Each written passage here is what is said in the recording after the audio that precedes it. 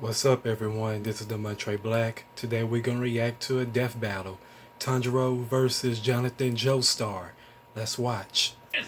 Hey, don't be mad, but I pushed some buttons in your lab and now I'm in cyberspace. Looking for that elusive dislike bar that's been missing for months, but look what I found instead. Beer! Okay, not real beer, it's a bunch of emojis. Listen up, this is crazy. Did you know that Death Battle Channel offers memberships for less than $3?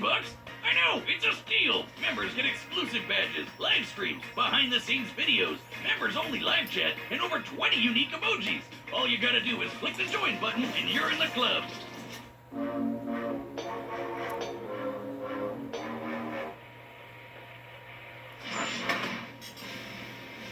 Tanjiro Kamado, the sun-breathing demon slayer swordsman.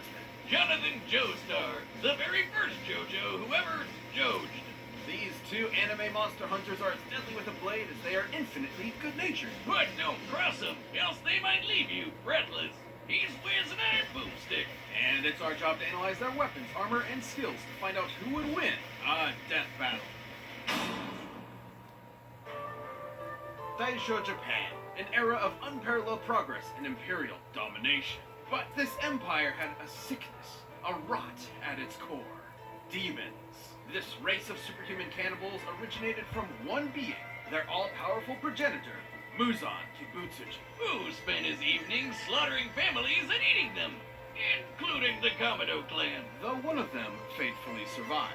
The eldest son, Tanjiro. Well, the good news is your sister Nezuko is alive too.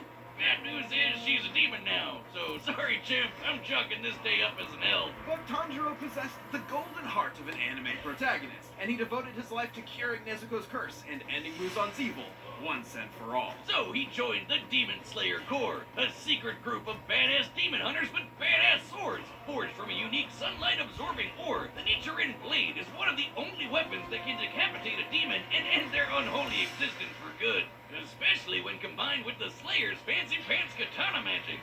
It isn't katana magic. Okay, well, it's totally katana magic, but that's not what it's called. Yeah, it's breathing, which is so lame. Anybody can do that. Oh, God. That was wrong. The use of breathing is crucial to real-life martial arts. Deeper breaths massage the organs below the diaphragm, relaxing your body and lowering its energy requirement, while simultaneously giving you more energy to use. Tanjiro mastered this breathing shit so well, he could do it in his sleep. Literally 24/7. This is total concentration breathing, a technique developed by the Demon Slayers in order to massively increase their physical abilities to match their blatantly superhuman foes. Through the measured intake of oxygen, users can boost their concentration, reactions, and even manipulate the flow of their blood. This can help in slowing down poisons or speeding up the coagulation of wounds. Which means he can use it to quickly recover in case of injury or fatigue. And Demon Slayers can combine their breathing with their blades for, well, katana magic. Each breathing style is a separate form of sword combat. The first form Tanjiro mastered was water breathing, a flexible defensive style where a user's blade summons water to slice like a raging current. Tanjiro's literal boneheaded stubbornness made him a prodigy demon slayer in no time. He proved to be a tactical genius in combat, able to discern an opponent's weaknesses and exploit them in the heat of the moment.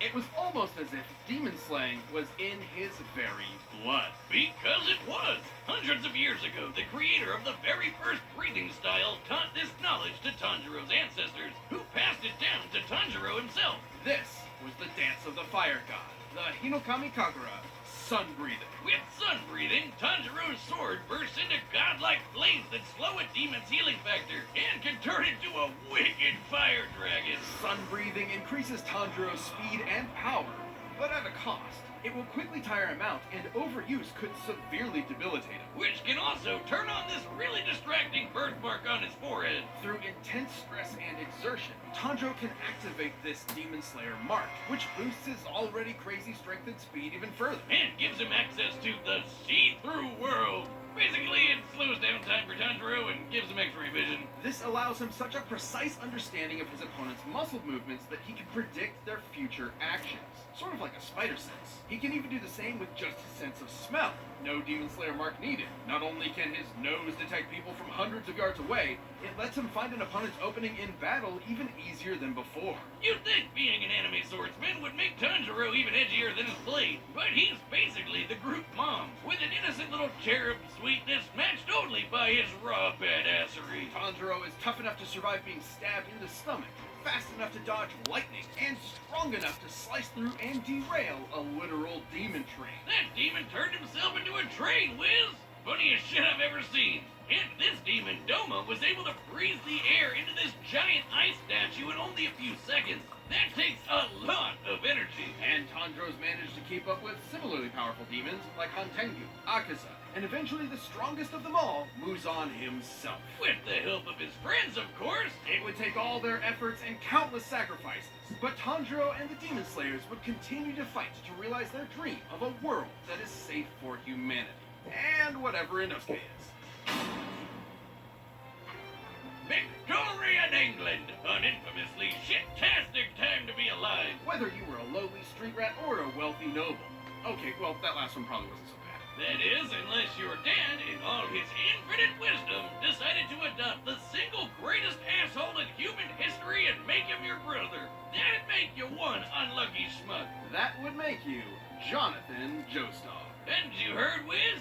Everybody just calls him JoJo. In an effort to take the Joestar fortune for himself, Jonathan's new brother Dio dedicated his life to breaking Jonathan emotionally, turning him into a docile puppet.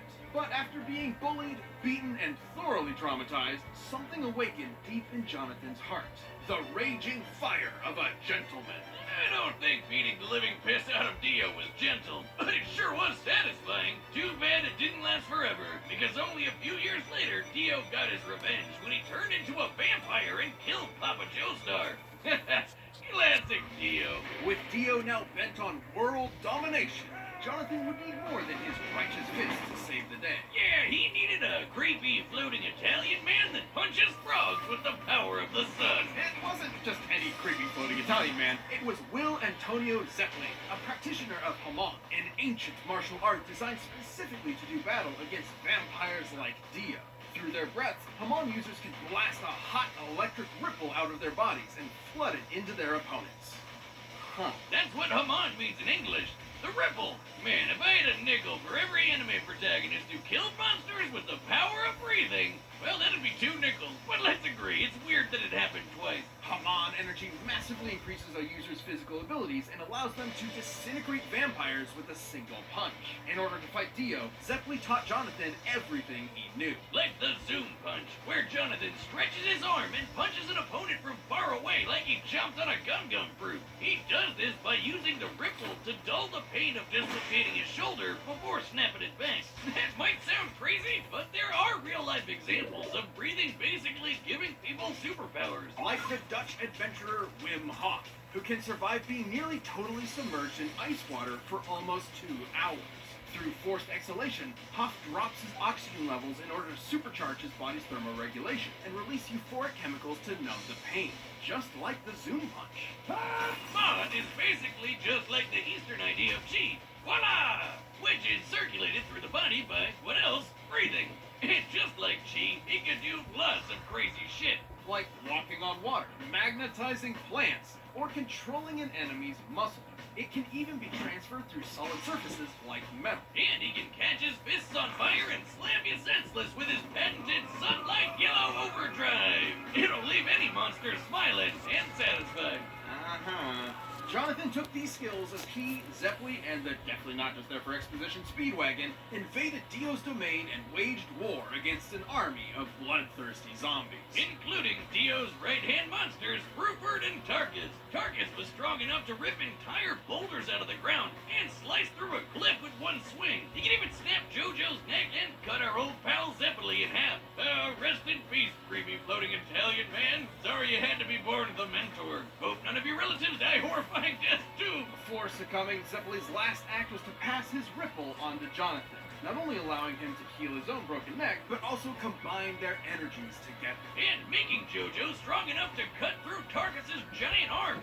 Not with his nifty new sword, look, with his bare goddamn hand. With this power boost, Jonathan faced Dio once and for all, and fisted him with his raging hot ripple.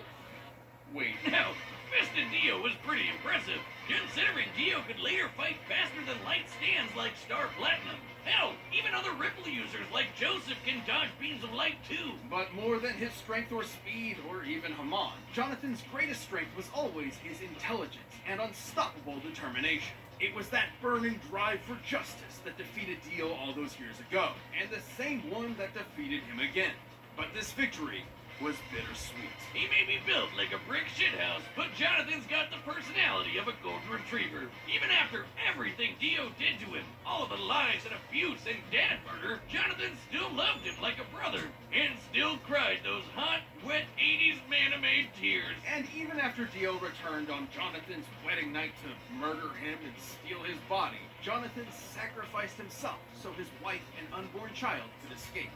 But he did not die in vain. His bloodline would continue throughout the ages, spawning a line of illustrious and bizarre heroes who would crush Dio's plans and save the universe. And they all had one thing in common. His name. JoJo. Wait, is the Ripple is dead?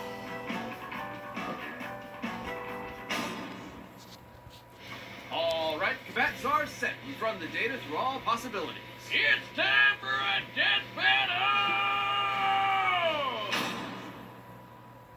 This episode of Death Battle is sponsored by Babbel. For most of us, learning a second language in high school or college wasn't exactly a high point in our academic career. I don't know what you're talking about, Wiz. Those years I spent learning Klingon Pig Latin have paid dividends. Congratulations. But now, thanks to Babbel, the language learning app that sold more than 10 million subscriptions, there's an addictively fun and easy way to learn a new language. Whether you'll be traveling abroad, connecting in a deeper way with your family, or just have some free time, Babbel teaches bite-sized language lessons that you'll actually use in the real world. Babbel's 15-minute lessons make it the perfect way to learn a new language on the go, and you can choose from 14 different languages, including Spanish, French, Italian, and German. Plus, Babbel's speech recognition technology helps you to improve your pronunciation and accent. There are so many ways to learn with Babbel. In addition to lessons, you can access podcasts, games, videos, stories, and even live classes. Plus, it comes with a 20-day money-back guarantee. Right now, save up to 60% off your subscription when you go to babbel.com/deathbattle. That's babbel.com/deathbattle for up to 60% off your subscription. Babbel, language for life.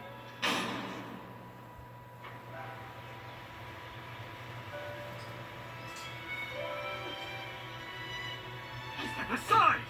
I've sworn to slay all of Dio's demonic minions. I don't know who you are, but you better leave her alone. You poor wretch, shackled by the chains of this harpy's insidious mind control. On my honor, as a gentleman, I will free you! Oh, I'm sorry, sir. Did you bump your head?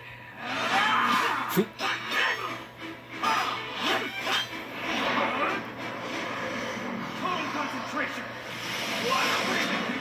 Most unorthodox! You fight with valor, noble swordsman, but I know the burning passion of my heart will carry me through! Oh, he's kind of adorable. Like a puppy. I wonder if he has a caretaker nearby.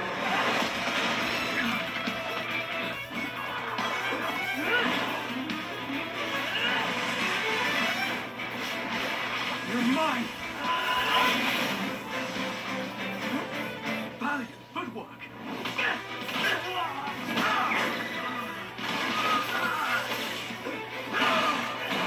You will fall! Ooh, nice. No coming.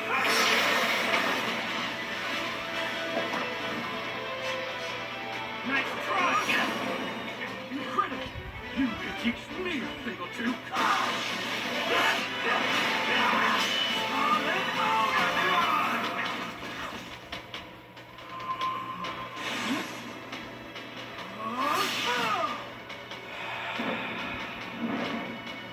He's carrying some kind of energy.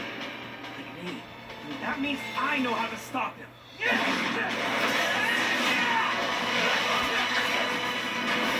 He's focusing on my neck! Does he know?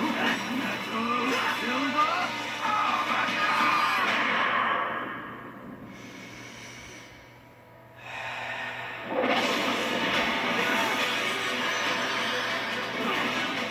I got you!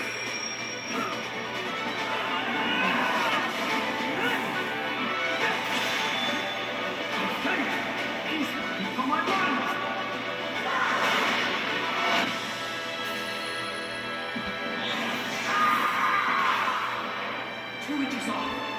He dodged.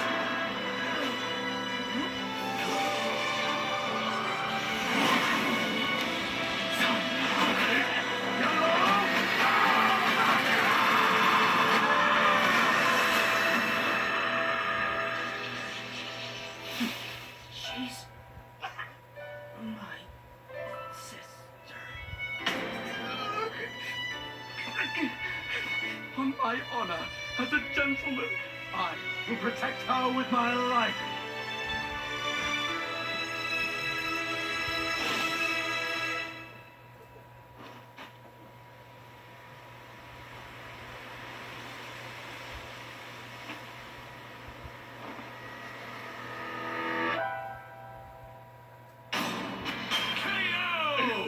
I'm not crying. I'm only crying really hard. Holy shit, hold me, bro. Please don't touch me. On paper, Tanjiro did initially seem to have more advantages in this bout. For sure. He'd been training for way longer than Jonathan, and with way more experienced teachers. Tanjiro's Demon Slayer journey took place over a couple of years, while Jonathan's Ripple training was less than a month. Tanjiro was obviously a superior swordsman with a variety of powerful techniques and katana magic, while Jonathan really only improvised as a swordsman. But that's where the advantages stop. Sure, Jonathan wasn't a natural swordsman, but he more than made up for it in hand-to-hand combat, while Tanjiro was pretty much out of options without a blade. Jonathan also had an edge in strength. Comparing Tanjiro to Doma and Jojo to Tarkus, Jonathan was over twice as strong. And while Tanjiro later fought the more powerful Muzan, Jonathan did the same with Dio. He was way faster, too.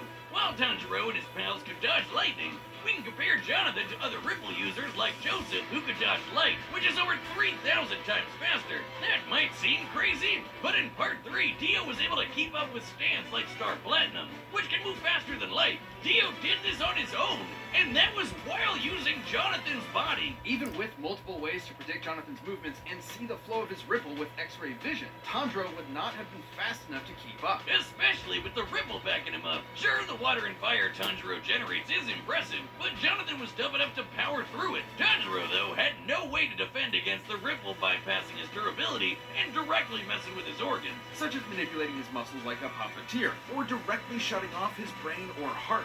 Something other Ripple users have done to ordinary humans with a single zap. And Jonathan had the opportunity to do this literally every time Tanjiro blocked his blade. Sure, Tanjiro could recover himself with the breath, but that'd be a breath spent healing and not, fighting. And while Sun Breathing's overuse was dangerous to Tanjiro, Jojo's Hamon had no such drawback. Which meant that Jojo could keep fighting for as long as he needed to. Tanjiro was never going to go down easy, but Jonathan's speed, Hamon, and righteous gentlemanly fists carried him to victory. Jonathan took Tanjiro's breath away. The winner is Jonathan Joestar. If you like this death battle, give a thumbs up. I'll see you on my next reaction. This is the Montroy Black. Peace.